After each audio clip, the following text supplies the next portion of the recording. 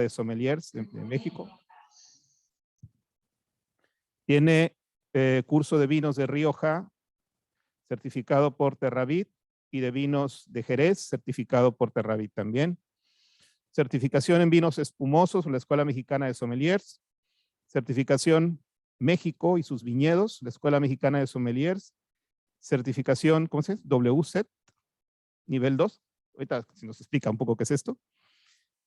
Y bueno, tenemos aquí mucho de su historial en esta área, bastante completo, pero vamos a darle un aplauso para recibirlo al sommelier José Martín Márquez Fierro, que nos va a hablar sobre el análisis sensorial del vino. Gracias. Hola, ¿qué tal? ¿Cómo están? Pues buenas tardes, creo que ya son tardes y ya es buena hora para empezar a hablar de vino, ¿no? Este taller, bueno, esta plática que les preparé va un poquito enfocada a cómo analizar un vino. Me platicaron que ustedes están en el área de la nutrición, todos los mitos también que hay un poquito detrás de que si es bueno tomar el vino, no es tan bueno tomar el vino. Entonces es una plática muy pequeña y en la que me gustaría que ustedes participaran también, pues que ustedes tienen el expertise en la parte de la nutrición y al final de la plática pues ya hacemos una pequeña sesión de preguntas y respuestas. Lo primero que me gustaría preguntarles, ¿les gusta el vino? ¿Sí? ¿Qué estilo de vino les gusta? Blanco, rosado. ¿Les gustan los vinos dulces, los vinos un poco secos? ¿Dulces? Ok, afrutados, muy bien. Pues esos son los vinos que más común se consumen o que al paladar llegan a ser más agradables, ¿no? Los que tienen un poquito de azúcar residual o que son, como dicen, afrutados, ¿no? La mayoría de los vinos, el 95%, son vinos secos. ¿Qué quiere decir que son vinos secos? Que tienen de 2 a 3 gramos de azúcar. Entonces es muy poquita. Los vinos que ya llegan a tener más azúcar residual, llegan a tener de 9, 10, 12 gramos de azúcar por litro. Entonces, para la parte de la nutrición, para que ustedes entiendan cuál puede ser la mejor recomendación para, pues para un paciente, ¿no? Que le gusta tomar vino y orientarlo. Porque si es un vino muy dulce, imagínense una persona con diabetes que pueda consumir 2 copas o 3 copas en un vino que tenga más o menos unos 12, 13 gramos de azúcar por litro, pues se considera yo creo una cantidad elevada. Pues bueno, lo primero que vamos a ver es...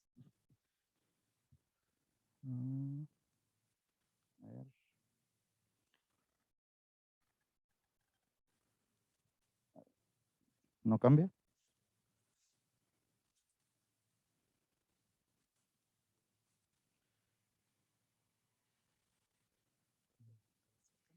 Ah, sí.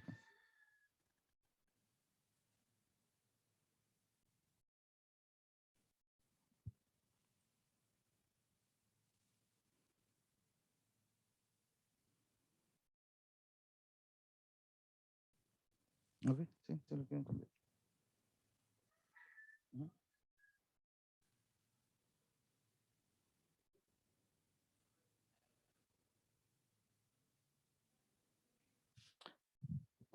Lo primero que hay que entender es qué es el vino.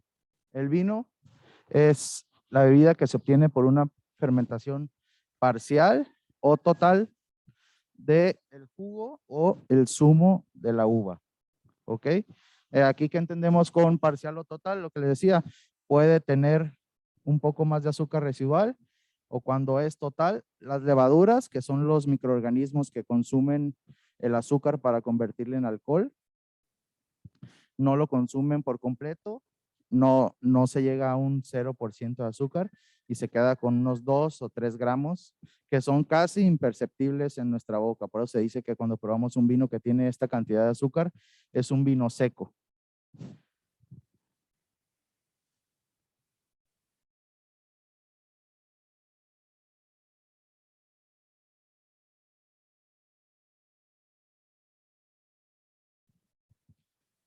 Algo muy importante la uva y sus componentes, que es algo que a ustedes les va a ayudar mucho para entender la parte del vino. Las uvas y el vino, la uva en particular contiene azúcar que es altamente fermentable, niveles de acidez, taninos, agua, y esto resulta en una composición bioquímica que es lo que hace del vino una bebida muy compleja, que por eso le gusta tanto a la gente. Resulta muy compleja tanto para elaborarla. Muchas veces nos tomamos nosotros una copa de vino y no sabemos todo el trabajo que hay detrás, toda la parte química, o pensamos que solamente es sencillo aplastar las uvas y dejarlas fermentar. Hay detrás mucho trabajo químico de laboratorio para poder elaborar el vino. Si se fijan en esa imagen, se las quise poner para que vean la diferencia de cómo es una uva de mesa, y esa que está ahí en la imagen es una Vitis vinifera. La Vitis vinifera, que es la familia de donde se desprenden las uvas para hacer el vino de mesa. Fíjense qué diferente es. A simple vista se ve un color más azulado, más violáceo que una uva de mesa común que consumimos, y la piel es más gruesa. Y esa capita que grisácea que se ve sobre la uva es la pruina, que es como una cerita que se le pega a la fruta y contiene levaduras, que son levaduras silvestres. Para nosotros elaborar un vino muchas veces no alcanza con esas levaduras, entonces se tienen que utilizar levaduras inoculadas que ya son trabajadas en laboratorio para poder elaborar nuestro vino. Bueno, otro de los componentes muy importantes es el agua. El vino se compone de un 80 y 90% de agua, el cual proviene de la uva. Toda la pulpa de nuestra uva es casi un total de agua. Durante la elaboración de nuestros vinos se puede añadir agua. Eso quiere decir, si tenemos un vino muy alcohólico o otros componentes que están muy elevados, se le añade pequeñas cantidades de agua para diluirlo un poquito, pero solo es en casos muy excepcionales. Los vinos de alta calidad no llevan este proceso.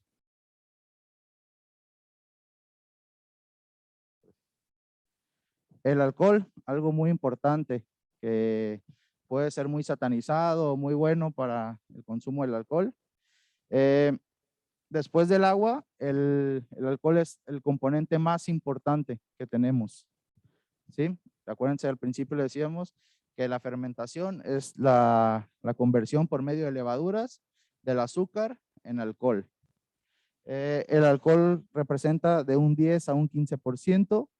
El etanol es el principal resultante de la fermentación alcohólica, junto con otros alcoholes como el glicerol también.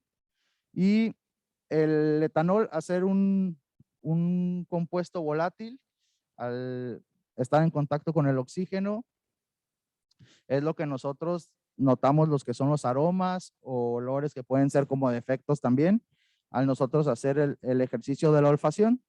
¿Sí? Ustedes han visto, o si han ido a un viñedo, a una cata, cómo se gira la copa. Al entrar el vino en contacto con el oxígeno, se desprenden estas moléculas y tenemos los aromas o los olores.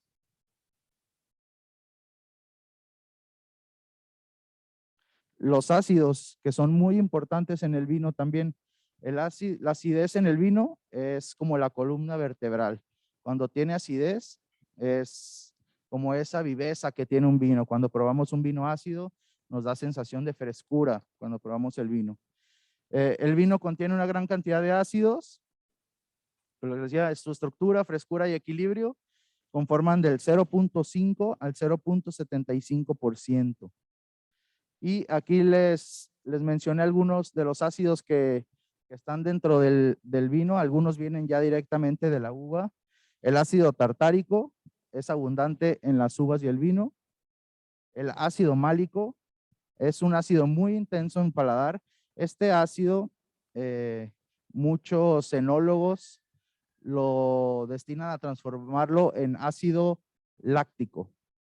El ácido láctico que se trabaja con unas bacterias para que sea menos invasivo. ¿Qué hace el ácido láctico? Que también ahí viene mencionado. El ácido láctico nos aporta aromas, pues como dice la palabra, valga la redundancia, aromas a leche, yogur, mantequilla, y hace que nuestro vino sea un poco más sedoso, un poco más agradable. El ácido cítrico también está presente, pero en cantidades muy pequeñas, en regiones vinícolas donde hace mucho calor y no se logra una buena cantidad de acidez. Se suele agregarle un poquito de ácido cítrico a este vino para levantar la acidez que tiene. El ácido láctico, que ya lo habíamos mencionado. El ácido acético, que es asociado al vinagre, al aroma del vinagre. En pequeñas cantidades beneficia los aromas del vino porque hace potencializa nuestros aromas. Pero si es en exceso, es un defecto. Si olemos nosotros un vino y ya nos huele a vinagre, es que ya el vino ya pasó su mejor momento de beberse. El ácido succínico también está pequeño presente en pequeñas cantidades, perdón, y es un poco amargo y salado, pero también nos aporta un balance en nuestro vino. Los azúcares, la uva contiene entre un 15 y un 25% de azúcar. Los tipos de azúcares que contiene es la glucosa y la fructosa. Lo que les mencionaba al principio también, al ser monosacáridos, son azúcares altamente fermentables. Aquí quisiera hacerles una pregunta en especial a todos los que están estudiando nutrición.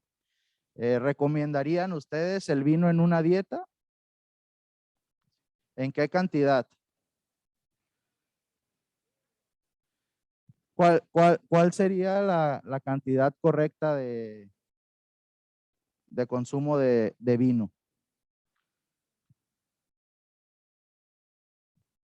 ¿Una copa o dos? Muy bien. ¿Para efecto protector? Muy bien. Muy bien. Bueno, aquí viene también una parte bien importante, los componentes fenólicos, que también son parte del vino y de la uva con la que se elabora. Los antocianos, que son compuestos encargados de darle el color al vino. ¿Sí? Los antocianos son esta partecita que podemos encontrar para encontrar el color específicamente en el vino tinto. Los flavonoides, que son pigmentos amarillos que nos otorgan el color en los vinos blancos.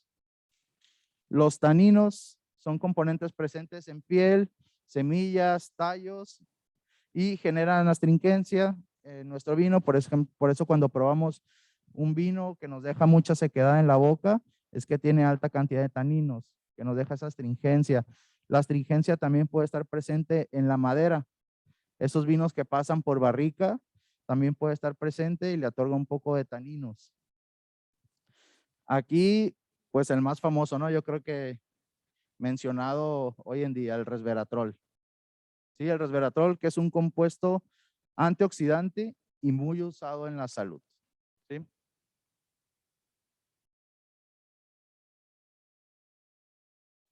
Bueno, aquí les hice mención un poquito de lo que aporta el resveratrol, que es un componente del vino tinto y se ha comprobado que en consumo moderado, como decían ustedes, 1 a 2 copas al día, pues tiene buenos beneficios en reducir el colesterol y que la coagulación en la sangre, lo que podría prevenir una enfermedad cardíaca.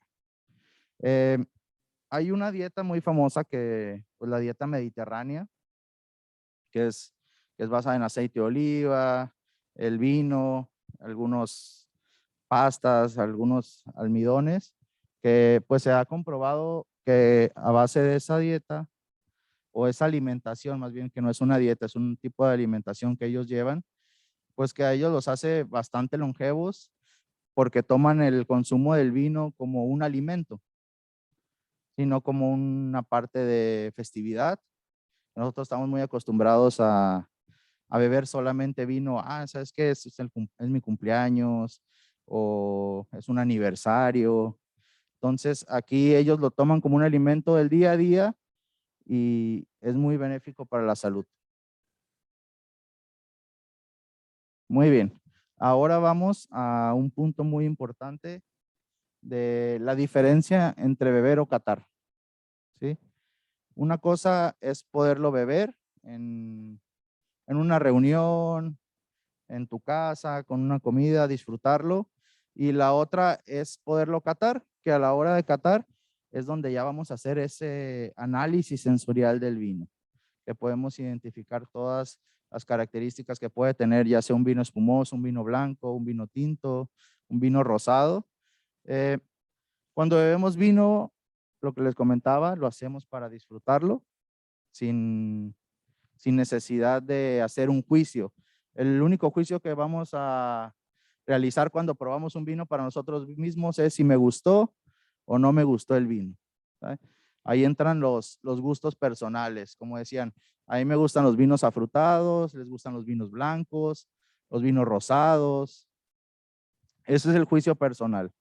Cuando se cata, cuando ya analizamos un vino, el placer y la opinión personal no son tan importantes. ¿Por qué? Porque ahí tenemos que evaluar la calidad del vino. Esa calidad del vino también es muy subjetiva, pero ya hay parámetros que están estandarizados. Cuando se hacen catas con paneles completos de sommeliers, pues ya hay como parámetros en los que todos están de acuerdo. Son paladares pues ya muy calificados, ya casi estándar entre todos para poder identificar esas calidades. Y algo bien importante, quien es capaz de degustar una comida, lo es capaz para también catar un vino. ¿Por qué? Porque esto es un entrenamiento. Todos los días los sommeliers nos entrenamos, tenemos que entrenar mucho nuestra memoria olfativa. Por ejemplo, si yo les pregunto ahorita, ¿alguien me puede definir el aroma de una manzana verde?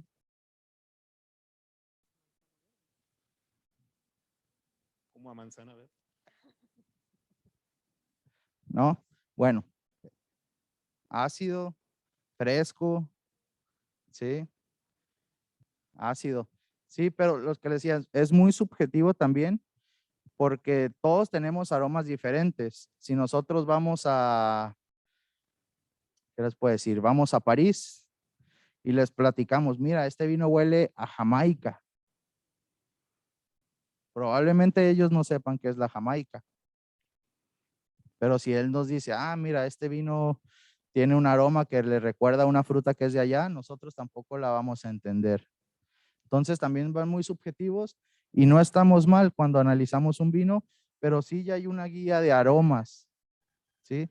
De todos esos aromas que se pueden encontrar, pero también es muy válido cuando estamos en una cata que no sea formal, que no estemos analizando un vino, de decir, ¿sabes qué? Esto me recuerda a mí, esto me recuerda a cuando iba a la casa de mi abuelita y comíamos esto, esta fruta que estaba ahí en ese árbol. A lo mejor a las malas personas no lo pueden identificar, pero tú sí, porque tú tienes ese recuerdo en tu memoria olfativa. O esos aromas agradables también. Por ejemplo, a mí me gusta mucho el aroma de cuando empieza a llover. Es el famoso aroma de preticor. Entonces empieza a llover esa tierra mojada y huele muy rico. Entonces cada quien va asociando y esa memoria olfativa la vamos entrenando. Lo que hacemos nosotros o un entrenamiento que nos dan a nosotros es pues ir al supermercado y tratar de oler todo lo que puedas en el mercado, en el súper, las frutas, las verduras, todo estarlo oliendo, porque eso nos va haciendo la memoria olfativa.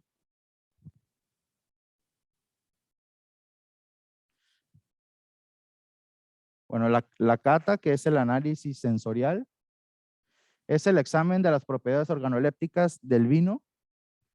Es probar con atención un producto el cual queremos apreciar o evaluar y buscar las cualidades y defectos.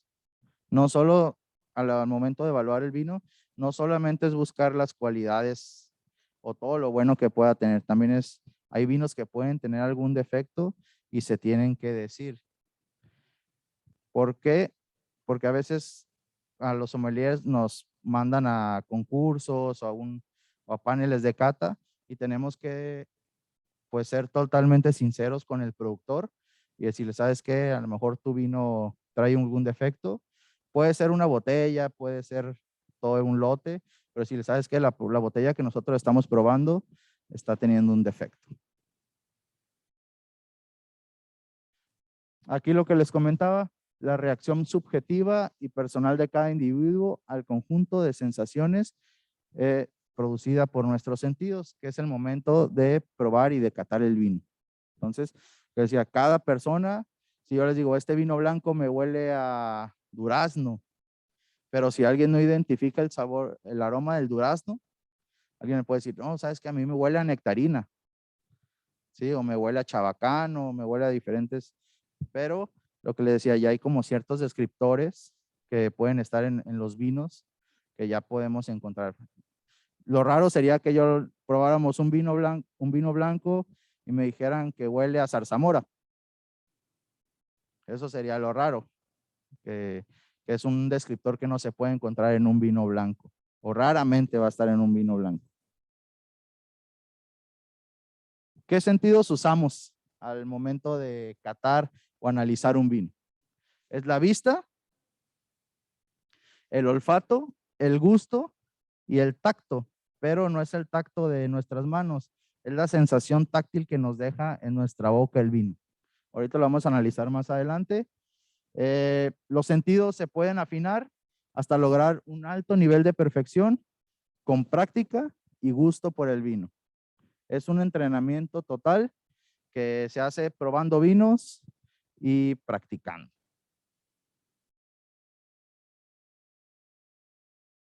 La vista es muy importante, pero no es lo más. Entonces, no lo vamos a tomar como lo primordial a la hora de analizar un vino, la vista, porque puede ser muy ambiguo al ver un vino que ya tenga algunos años o que sea un vino joven. Eso es lo único que nos va a decir, ¿sabe? Si tiene un color bonito, si no tiene un color bonito. ¿Qué vamos a analizar en la vista? Intensidad, limpidez y color. ¿Se fijan en esta imagen que les puse ahí? Del lado izquierdo, ustedes tienen un vino que se ve totalmente turbio. Y del lado derecho está un vino limpio y brillante. Pero en la actualidad hay una tendencia de vinos naturales, que ya no son filtrados, que no son tan trabajados. Entonces nos podemos encontrar con vinos que están de esta manera. Pero eso no quiere decir que no están bien hechos los vinos. ¿Ok? Pero siempre a la vista, es como si nos ponen un platillo bonito, limpio, bien decorado, pues va a ser mucho más agradable un vino limpio, ¿sí? Lo que le decía, hoy en día hay una tendencia de vinos que son sin filtrar, entonces ya nos podemos encontrar un poquito este estilo de vinos, pero hay que ser como muy claros a la hora de analizarlos también, porque no lo podemos calificar como un mal vino tampoco. Hay que entender de dónde viene. Bueno, el color, que también se analiza a la vista. Miren, ahí les coloqué una foto para que vean la diferencia entre un vino joven y un vino viejo. Los colores, si se fijan en el vino joven, es hasta los púrpuras, violáceos, y en el vino viejo va a ser a los marrones, atejados, que al ser un vino viejo no quiere decir que sea un vino malo tampoco. Hay vinos que están diseñados para ser guardados, no para ser consumidos dentro de los primeros de los 5 años. Hay vinos que están diseñados para ser guardados 15, 20, 25 años, que llegan a su punto óptimo para poderlo beber. Y ya nos encontraríamos con un vino así, un vino que se puede decir ya viejo, ya madurado, pero sigue estando en óptimas condiciones. Por eso les decía que a la vista no le vamos a tomar tanta importancia, más que solo de definir más el color o lo que apreciamos, si se ve turbio o no se ve turbio. El color del vino blanco, de la misma manera, cuando es joven se ve muy pajizo, un color verde limón. Cuando ya está envejecido, se ve ya como colores más ámbar, ocre. También el vino blanco que pasó por barrica o de regiones donde hace mucho calor, tiende a tener las tonalidades más como si fuera un vino envejecido. No son tan claras las tonalidades. Bueno, y la siguiente es el olfato. ¿Qué vamos a hacer con el olfato? Buscar aromas dentro del vino. Esos aromas que pueden ser agradables o no pueden ser agradables para nosotros, pero es lo que tenemos que buscar. Tratar de ampliar nuestra memoria olfativa al momento de introducir nuestra nariz en la copa. ¿Qué tipo de aromas vamos a encontrar? Flores, frutas, maderas, vegetales, tostados, caramelos, humo. Muchos de ustedes se preguntarán, cuando alguien dice en la cata, este vino huele a frambuesa, huele a grosella, huele a pimienta, muchos se dicen, ¿pero al vino le ponen eso? No, son aromas, son moléculas que ya están dentro de las uvas y a la hora de hacer la fermentación, pues se logran esas moléculas junto con el alcohol. Aquí tenemos una tablita de los aromas primarios del vino. Los aromas primarios del vino son todos aquellos que provienen de la variedad, o sea, de la uva. Aquí tenemos familias florales, fruta verde, fruta cítrica, la fruta de hueso, fruta tropical, fruta negra, fruta roja, herbáceos, herbarios también y especias. Eso es todo lo que puede prevenir de nuestra variedad. Tenemos después los aromas secundarios. ¿Se acuerdan que al principio hablábamos del ácido láctico? Son estos aromas que vamos a encontrar por medio del ácido láctico. ¿Sí?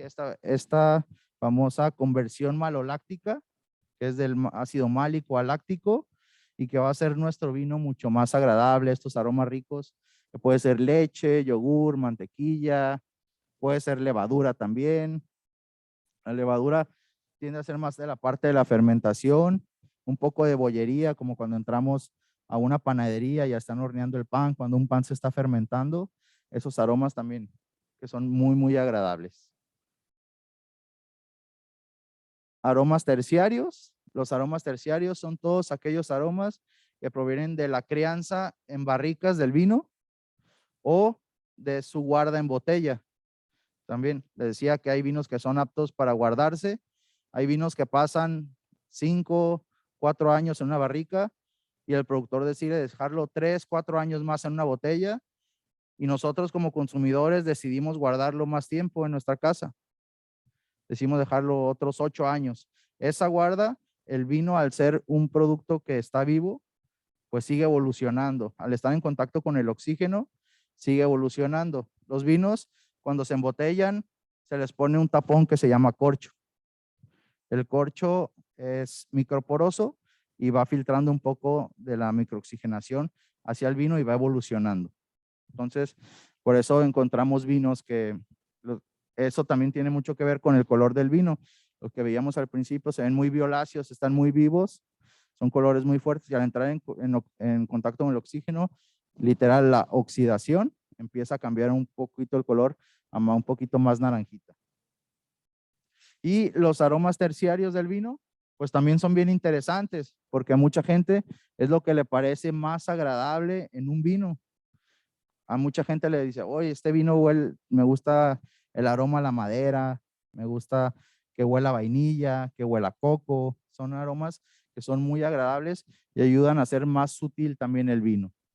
Entonces tenemos ahí el cedro, el roble, la vainilla, el humo. El humo también depende mucho de qué tan tostado esté nuestra barrica. Puede ser un tostado medio y no es tan intenso. Si es un tostado alto, pues vamos a tener sensaciones más ahumadas. Puede tener eucalipto, lo que decía, coco, tabaco, puro, inciensos, cacao, avellanas tostadas, el cuero, también que puede ser una característica, la piel de animal, a sangre también. Puede tener aromas así que son también de ciertas variedades de uva que cuando evolucionan tienen estos aromas. No todas las variedades, o sea, si probamos un vino a lo mejor que sea cosecha 2020, probablemente no pueda tener estos aromas todavía.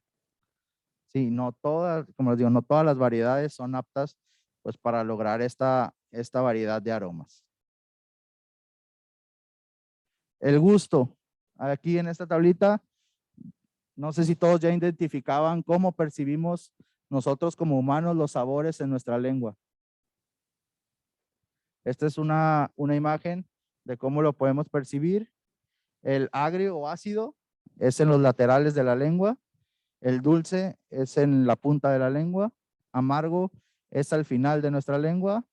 El salado también un poquito en la punta de nuestra lengua.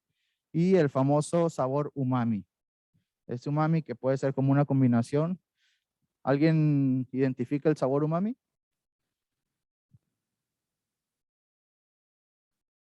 Bueno, lo más parecido que pueden encontrar es cuando prueban la salsa de soya o el glutamato monosódico también, que es también conocido como Ajinomoto, que se usa mucho en la comida asiática para potencializar los sabores, o en algunos productos como los enlatados, que se usa como conservador también.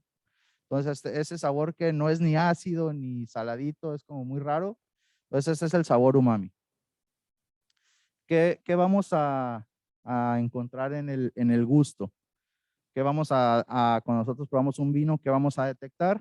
El ataque, cómo es el primer ataque cuando nosotros probamos nuestro vino, cómo evoluciona en nuestra boca, si cuando lo probamos ya no evoluciona, si es muy sencillo, si sigue evolucionando en la parte aromática también. Y la persistencia, qué tanto se quedan estos sabores en nuestra boca. Recuerden que está conectado nuestro sistema olfativo con nuestro gusto y tenemos esa parte que es el retrogusto. Cuando nosotros probamos un vino, siempre es recomendable tomarlo y exhalar el aire por la nariz para poder percibir nuestro retrogusto. Aquí les puse una imagen de lo que les comento, de cómo está conectado nuestra región olfativa con nuestro gusto. ¿Qué buscamos cuando probamos un vino? Si ya tuvimos la fase olfativa y nos vamos a la parte gustativa, pues que sea muy congruente con estos aromas y sabores. Si probamos un vino blanco y tiene sabores a manzana verde, piña, un poco de durazno, entonces buscamos que nuestra boca pues encontrar todos estos sabores también. El tacto, lo que comentábamos también, es esa sensación en boca de untuosidad, sedosidad y rugosidad. Cuando nosotros probamos un vino y si no entendemos esta característica de cómo puede ser más denso, el ejercicio más fácil que ustedes pueden hacer en su casa es con agua, leche entera y una leche semidescremada o deslactosada que tiende a ser un poco más fluida, ¿no? Cuando la servimos es más líquida. Entonces esa sedosidad de cuando probamos una leche entera que es pesada en nuestra boca, lo podemos comparar con un vino que es muy denso, muy pesado. Y cuando probamos la leche deslactosada, pues es más ligera. Esa. Y también tenemos unas sensaciones térmicas cuando nosotros probamos el vino, que puede ser de ardor, calor y frescor. Aquí depende mucho de cómo es la temperatura que probamos el vino.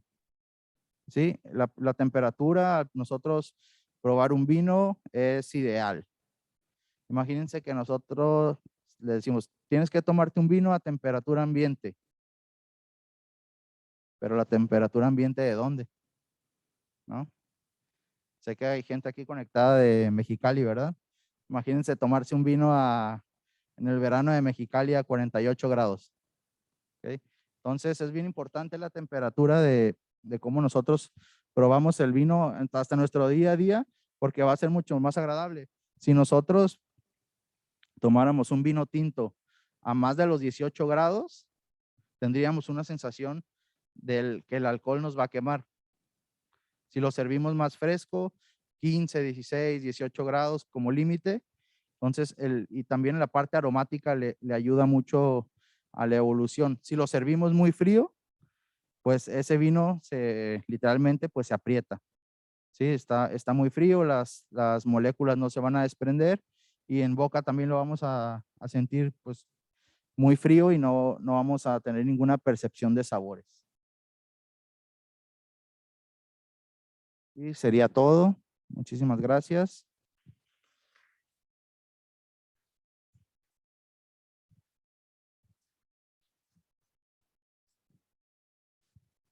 Si alguien tiene alguna pregunta. Una pregunta. Cuando hablamos de un sommelier, ¿qué tipo de estudio o qué persona podría ser un sommelier o qué tienes que hacer para hacerlo? Pues mira, el sommelier puede trabajar en varios ámbitos. Es bien importante eso diferenciarlo, porque muchas veces piensan que el sommelier es el que hace el vino y la persona que hace el vino se llama enólogo, que es una persona que tiene estudios químicos, de campo, de trabajo con la uva. El sommelier, lo que estamos destinados es analizar el vino para nosotros hacer una recomendación hacia el cliente final. ¿Ok? Si tú vas a una tienda, si vas a un restaurante y tiene un sommelier, tú puedes pedir una recomendación si tú quieres con tu platillo, si es una ocasión especial, también de acuerdo a tu presupuesto, que cómo encontrar ese vino ideal para ti. Y el sommelier pues es el encargado de estudiar bodegas, de estudiar regiones vinícolas, qué vino salió bueno, qué vino no salió tan bueno, qué estilos de vinos se están haciendo, las tendencias que están ahorita de vinos. Eso es más hacia el sommelier. Y el sommelier no solamente pues es de vinos, los sommeliers estudiamos destilados, habanos, aguas, aceite de oliva, pero va más hacia el análisis organoléptico de los productos.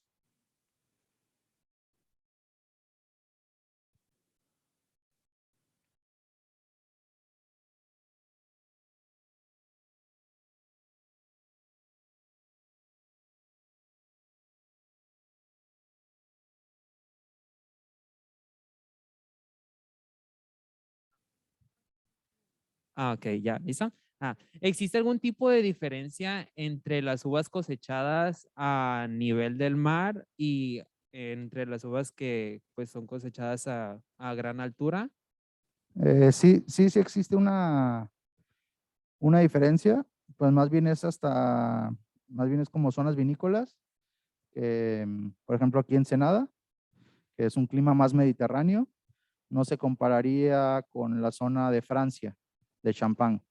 Saben que ahí hay heladas, es un clima mucho más frío, entonces sí, cuando tú lo pruebas, sí lo puedes detectar, porque aquí la uva tuvo mayor maduración y allá la uva no llegó a tantos grados Brix, que es como se mide la cantidad de azúcar en la uva. Entonces, tú lo puedes probar cuando lo pruebas, lo detectas en la maduración de la uva.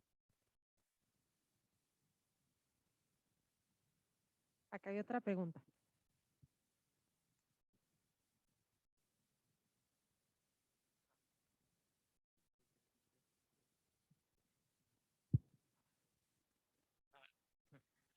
Yo tengo una duda.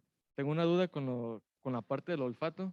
En su práctica, ¿cómo lo realizan? Porque, bueno, en mi caso, yo voy a una tienda y me van a probar para oler perfumes y del tercero para allá ya no huelo más. ¿Ustedes cómo practican la parte del olfato? ¿Si es así a pura práctica o tienen técnicas o algo por el estilo? Sí, digo, lo vas entrenando. Al principio, la verdad que sí te saturas. Los aromas del vino no son tan intensos como un perfume, tienden a ser más sutiles. La realidad es que cuando pues ya estás catando muchos vinos, también en la parte gustativa no te los tomas. No es una degustación que te lo vayas a tomar, lo escupes y siempre tienes que estar enjuagando tu boca. Y la parte olfativa, pues sí te saturas y el tip pues más válido es oler algo como muy neutro. Puedes olfatear tu propia piel o una prenda de ropa que traigas puesta como resetear tu olfato. Ok, tenemos una pregunta en el chat. No sé si le puedes subir tantito. Se me fue la pregunta de arriba. Me parece que es, ¿por qué hay tantos olores en los vinos? ¿Qué pasa si el vino huele mucho a vinagre? No alcanzo a escuchar. Pues si el vino ya huele mucho a vinagre, lo que les comentaba al principio es que ya pasó su mejor momento, ya el vino ya tuvo un defecto y pues ya yo lo recomendaría que ya no se lo tomaran, ¿no? Si creo que el olfato del ser humano es bastante inteligente de poder olfatear lo que nos puede gustar, lo que no nos puede gustar. El aroma del vinagre es muy fuerte cuando lo olemos, entonces es algo que ya no va a ser agradable a nuestro olfato y ni tomarlo. Y preguntaban también por qué llega a haber tantos aromas y sabores en el vino. Esto es también por la parte de la fermentación y la característica de cada tipo de uva. O sea, no es un solo tipo de uva. Si ustedes van a un supermercado, se pueden encontrar con uvas tinta, que es la Merlot, Cabernet Sauvignon, Syrah, Nebbiolo. Entonces, cada una tiene sus características aromáticas. Entonces, podemos probar diferentes vinos tintos, por eso vamos a encontrar una amplia gama y también por eso nos declinamos más hacia un tipo de variedad de uva que nos agrada a cada persona.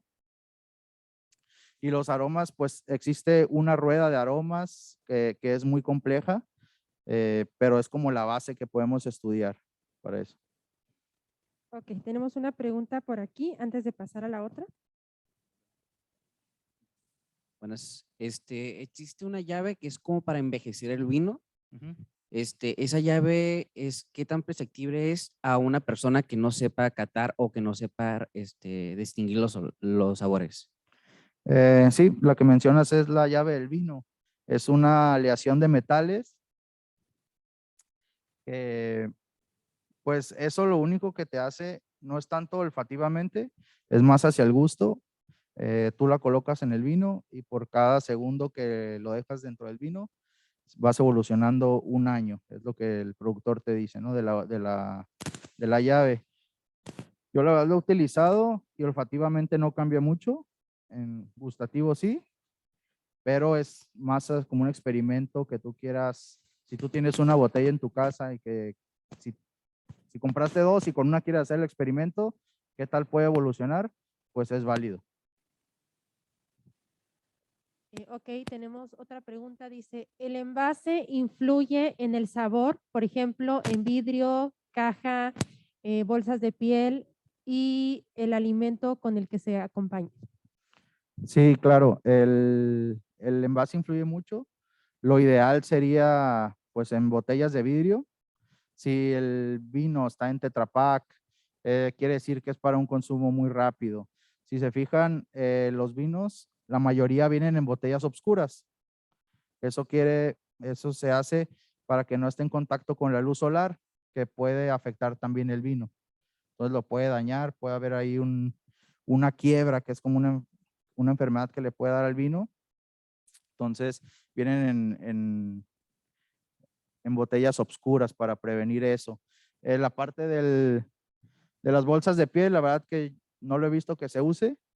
Anteriormente, hace muchos años sí, pues para transportarlo, lo usaban en estómagos de animales y eso, pero pues no lo he visto actualmente.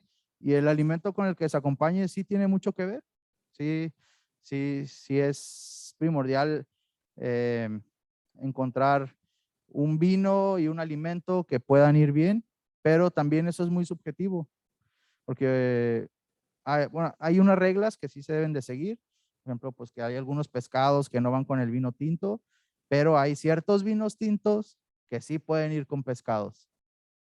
Entonces, esa es la parte importante de buscar esa armonización entre alimentos y vino. Ok, nos preguntan cuál es la diferencia entre Merlot, Malbec y Sauvignon. Pues mira, las tres uvas son de origen francés. Son de las uvas más extendidas en todo el mundo, que están dentro del gusto de casi todos los que toman vino. Una de la gran diferencia es que la Cabernet Sauvignon es una uva muy intensa en color, tiende a ser muy intenso en sabores y lo que platicamos al principio, tiene mucho tanino esa uva, ¿sí? La Merlot, por lo general, la asociamos más hacia algo más delicado, un poco más afrutadón, pero también hay exponentes de Merlot que tienden a estar al nivel de un Cabernet Sauvignon. Y la Malbec, pues la Malbec más famosa es la que se produce en Argentina, que es un vino que nos gusta mucho a nosotros como mexicanos. Un maestro y colega nos decía que el Malbec nos gusta mucho a nosotros porque asociamos mucho hacia la Jamaica. El Malbec tiene muchos aromas a Jamaica, es muy acidito, entonces que tiende a ser mucho del gusto del mexicano porque es más sutil en aromas. ¿Se puede tomar vino que ya tiene un color muy café y que huele mucho a alcohol? El color café, pues depende mucho de lo que les decía, si puede estar evolucionado y puede estar en un buen momento. El que huela mucho a alcohol, también depende de la zona de producción. Lo interesante pues sería probarlo. Si a ti te huele a alcohol, pero cuando lo pruebas todavía tiene acidez, está balanceado. Es como una columna vertebral. Si tu alcohol estaba balanceado, tu acidez, tus taninos, todo. Pero si encontramos que el alcohol está por acá, el tanino por acá y la acidez por acá, pues es un vino totalmente desbalanceado. A lo mejor si tiene mucho alcohol y mucha acidez, quiere decir que todavía puedes guardarlo un ratito en botella. Muy bien, aquí nada más nos hacen como la aclaración de que se usan un poco las llamadas botas que se hacen con cuero. Sí, es correcto lo que les comentaba, son las famosas botas de cuero que ya no son muy usadas más que en ciertos países. Sí. No sé si alguien más tenga alguna pregunta. Pues hoy hubo muchas preguntas precisamente Una para... preguntita en corto. Algunos vinos que no tienen corcho, ¿qué diferencia tiene y cuál sería un poquito, nos explica la función del corcho? Los vinos que comentas que no tienen corcho se usan mucho en países que nosotros llamamos del Nuevo Mundo, Nueva Zelanda, Australia, Estados Unidos. Son vinos de un consumo rápido, que unos 3 años máximo. Y la realidad es que ellos buscan pues esta parte ecológica, ¿no? De no impactar la parte del árbol con el que se produce el corcho, que se llama el cornoque, que tarda bastantes años en volver a reproducir su corteza para dar otra vez corcho. Entonces, pero la parte del corcho pues no pierde ese romanticismo, ¿no? De tú ir a un restaurante o tú descorcharlo en tu casa. Y la realidad es que los vinos de alta guarda, de más costosos del mundo, tienen corcho.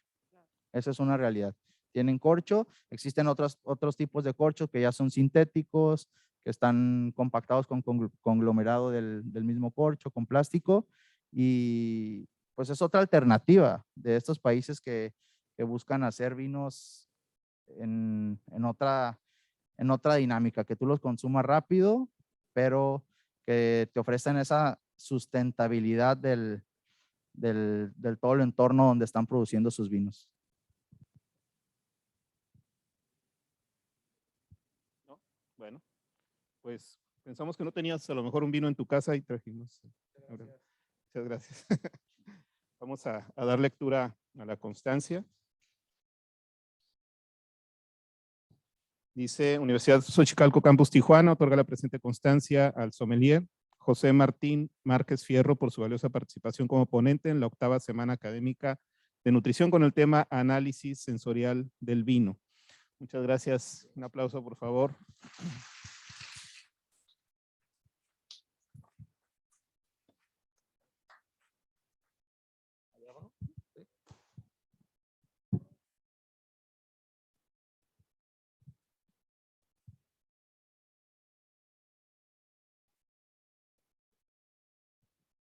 Gracias. Bueno, damos por terminado el día de hoy nuestro evento y los esperamos mañana. Mañana empezamos a las 10 de la mañana. Les recuerdo también el día viernes nuestra actividad deportiva. Se vengan preparados para iniciar a las a las 12 del día. Muchas gracias a los que se han quedado todo el día, nos han acompañado y hasta mañana. Gracias.